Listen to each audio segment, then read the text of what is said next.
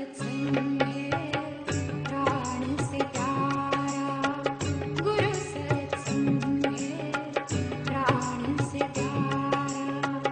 इसमें बहती है अमृत धारा, अमृत धारा, अमृत धारा।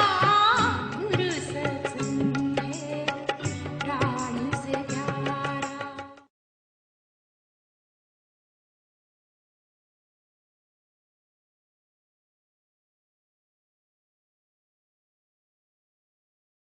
जय गुरुदेव।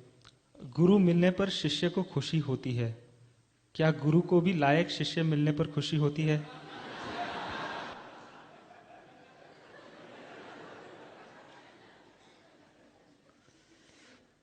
तुम्हारी खुशी देख के गुरु को जरूर खुशी होती है। आगे। गुरुजी, आपको गुस्सा आता है? आखिरी बार आपको गुस्सा कब आया, क्यों और किस पर?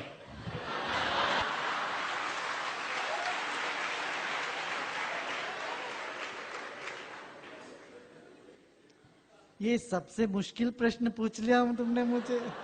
अब मुझे याद करना पड़ा कब आया, क्यों आया, किसको आया। मुझे तुम्हारी याद से छुटकारा नहीं होता है। गुस्सा किससे क्या, उसको क्या याद करूं।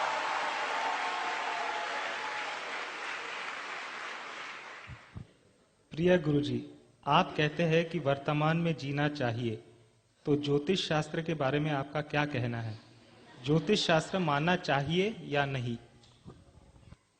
हर शास्त्र का अपना अपना स्थान है ना। ज्योतिष शास्त्र भी एक शास्त्र है, उसका भी अपना स्थान है। मगर जब आप भक्ति में चलते हो, ज्ञान में चलते हो, जीवन सहज ही ज्योतिष के अनुकूल होने लगता है। तुम्हें कोई उसमें प्रयत्न नहीं करना पड़ता। सहज ही जो भी तुम करते हो वो समय के हिसाब से चलता रहेगा। और कोई खराब टाइम किसी ने कह दिया, ज्योतिषी ने, तुम सत्संग करने वालों के लिए, वो खराब टाइम नहीं निकलेगा, वो अपने आप ऊपर से निकल जाएगा।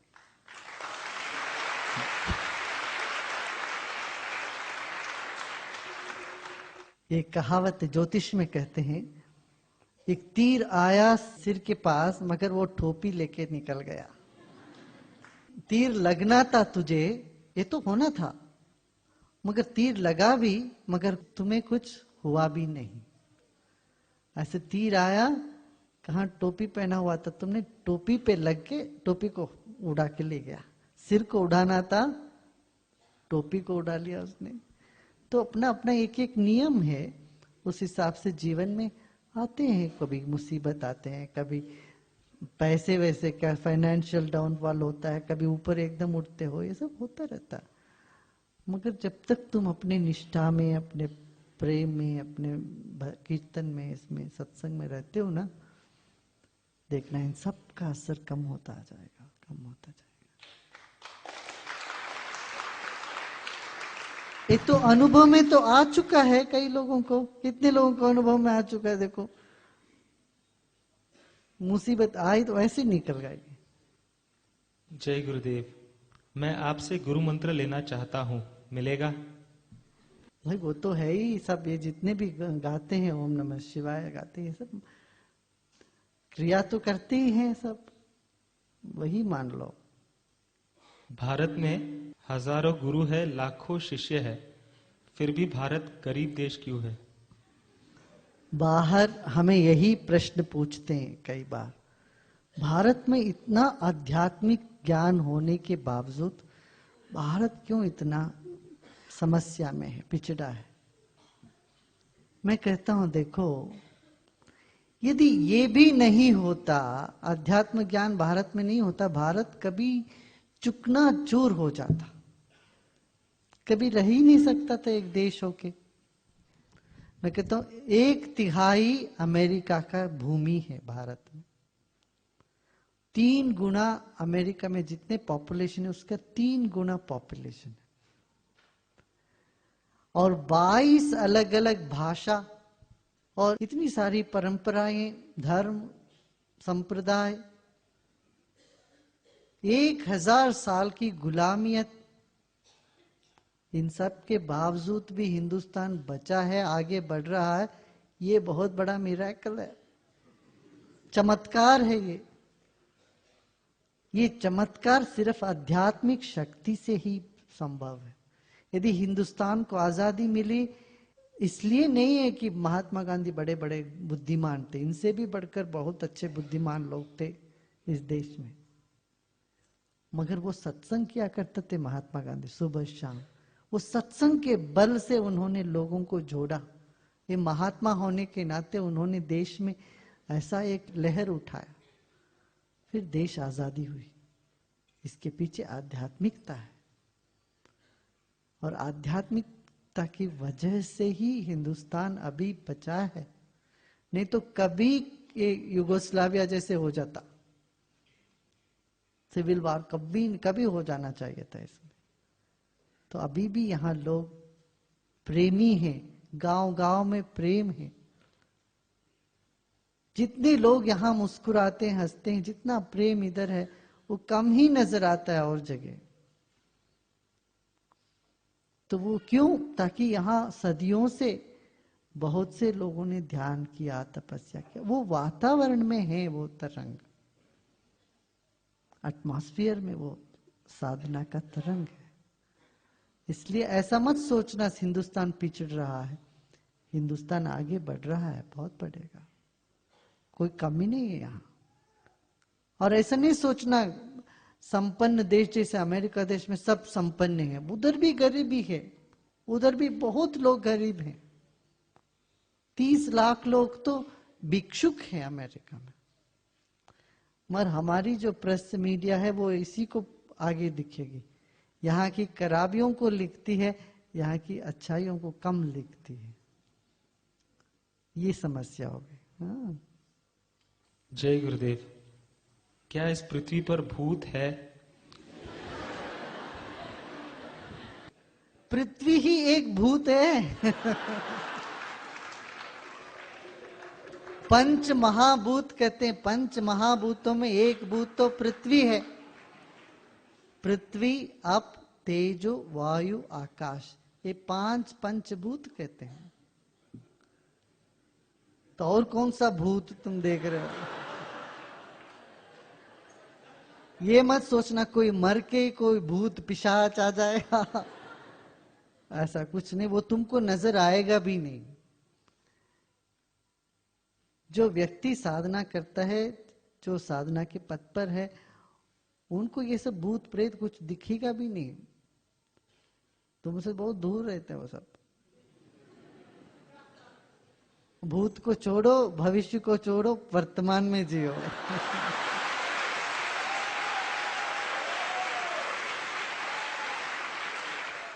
गुरुजी, बेसिक कोर्स में कहते हैं कि लोग और परिस्थिति को स्वीकार करें। अगर अर्जुन लोग और परिस्थिति को स्वीकार करता तो बात दूसरी होती। ये समझ में नहीं आ रहा है। हाँ, तुमने समझा नहीं। अर्जुन स्वीकार नहीं करना चाहता था, इसीलिए रो रहा था। परिस्थिति को यदि अर्जुन स्वीकार करता, दुर्योधन ऐसा है, तो फिर उसका उपाय वो जरूर निकालता। तब कृष्ण ने आके इसीलिए उनको समझाया, अरे मूर्ख, रो मत, भागो मत, परिस्थिति स्वीकार करो। अब तो युद्ध सामने आ गया, अब लड़ो।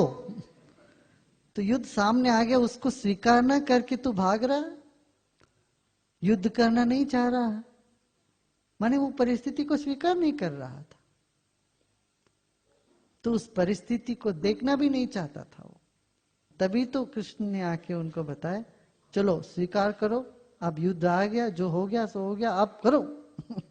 उठाओ धनुष बाण ना। पुराने सब सोच सोच के रो मत। पहले बचपन में दुर्योधन तो तुम्हारा बड़ा दोस्त था, अब आगे बढ़ करके दुश्मन बन गया, अब उठाओ तुम उसको मारो, ये बताया था। गुरुजी, क्या राम की कहानी हकीकत है? क्या राम जन्मभूमि सही में उनका जन्म स्थान है? भाई पता नहीं, किसी ने, एक हिस्टोरियन ने ये लिख दिया, मध्य प्रदेश में कहीं पर लंका है करके। राम ने कभी श्रीलंका तक गया नहीं होगा, 14 साल में वहां तक जाके वापस वो आ ही नहीं सकता, ये सब कहानी है। लंका कहाँ है? सरयू नदी पार करके यूपी में, मध्य प्रदेश में कहीं पर लंका रही है। अभी फिलहाल नासा के एक उपग्रह से चित्र निकाला, उसमें उन्होंने एक कभी मनुष्य ने बनाया एक ब्रिज दिखाया। कितने हजारों लाखों साल पहले एक ब्रिज बना हुआ है, एक सेतु श्रीलंका से हिंदुस्तान तक। इसका चित्र उन लोगों ने निकाला और बोला कि ये तो सहज नहीं हुआ, ये तो मैन मेड है, मनुष्य ने बनाया। फिर उसका नाम उन्होंने एडम्स ब्रिज रख दिया। ये नासा के साइंटिस्ट ने खोज निकाली, पर अखबार में आया हो, आप लोगों ने देखा होगा। कितने मिलियन सालों के पहले, वो जो मिलियन साल बोल रहे हैं वो अपना जो शास्त्र कहता है जब कृत युग था उसके साथ बिल्कुल बराबर कोइंसाइड होता है। तो इतने वर्ष पूर्व मनुष्य ने ऐसा एक सेतु बनाया, तो हम तो सुनते आए हैं, ये तो सब, इसमें शक करने की क्या बात है। गुरुजी, यदि ईश्वर हमारे अंदर ही है, हर इंसान में है, तो क्या हमें घर पर पूजा पाठ, व्रत, उपवास करने की आवश्यकता है? क्या हम पूजा पाठ में व्यर्थ समय नहीं गवाते? कृपया समझाएं। बहुत ज्यादा करने की जरूरत नहीं है और छोड़ने की भी जरूरत नहीं, थोड़ा बहुत रखना अच्छा है। कि जब भी कोई घर में कोई रिचुअल थोड़ा सा चलता है तो बच्चों पर उसका अच्छा असर पड़ता है, ये एक उत्सव बन जाता है बस। देखियो, एक रिचुअल तो सबका एक अंग हो गया। अब हम मास्को गए थे, मास्को में पता है क्या होता, 12 बजे और लेनिन के समाधि के चारों ओर बंदूक लेके 3 बंदूक से गन सल्यूट करते थे। आप किसी लायंस क्लब, रोटरी क्लब, कहीं भी चले जाओ, कुछ रिचुअल बना लेते हैं वो। क्या वो घंटी बजाना, वो कोई कॉल फॉर द मीटिंग ऐसा करना, और वो लोग जाके वो वहां लैंप जलाना, कुछ तो करते हैं। हमारे हर मीटिंग में मनुष्य रिचुअल के बिना रह ही नहीं पाता है। तो इसलिए थोड़ा बहुत रिचुअल रह जाए कोई हर्ज नहीं। हमारे पूर्वजों ने बहुत अच्छा रिचुअल बनाया। उन्होंने कहा आरती, जो भी व्यक्ति आते हैं घर में उनको, या घर में जब पूजा होती है तो आरती करते हैं।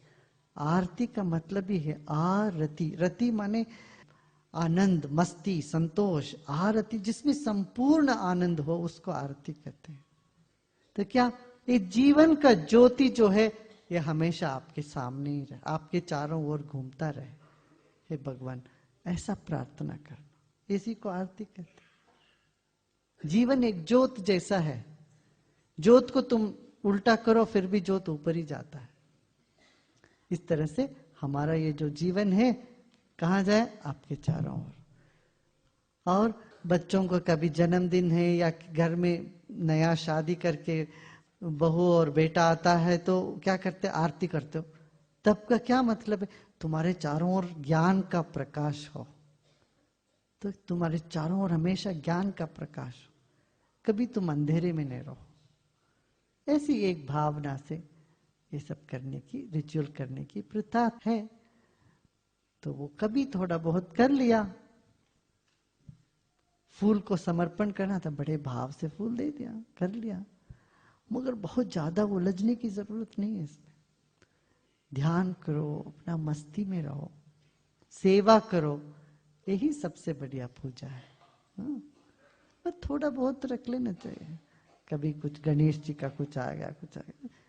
एक पुराने, नहीं तो पता नहीं चलेगा पुराने लोग क्या करते थे आगे वाले पीढ़ियों के लिए। नहीं, वो एक पद्धति को थोड़ा बहुत चालू रखना चाहिए। जय गुरुदेव। कुछ पाने के लिए कुछ खोना पड़ता है, आपको पाने के लिए क्या खोना पड़ेगा? सारे तनाव, मुसीबतें खो जा कोने।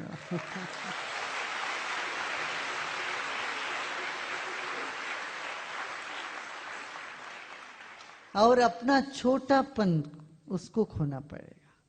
तुम्हें एक छोटापन दिमाग में घुस जाता है, मैं क्या तुम मैं करके क्या करना है, मेरा मेरा मेरा। एक छोटापन को खोलो और बड़प्पन आ जाएगा अपने। Guruji, how can I remain always close to you? How can I be closer and closest to you? कोई गुंजाइश नहीं है, ताकि पहले से हूं मैं, क्लोजेस्ट हूं ही। हाँ, कुछ मान के चलो, कुछ जान के चलो, प्रेम से सबको गले लगाते चलो।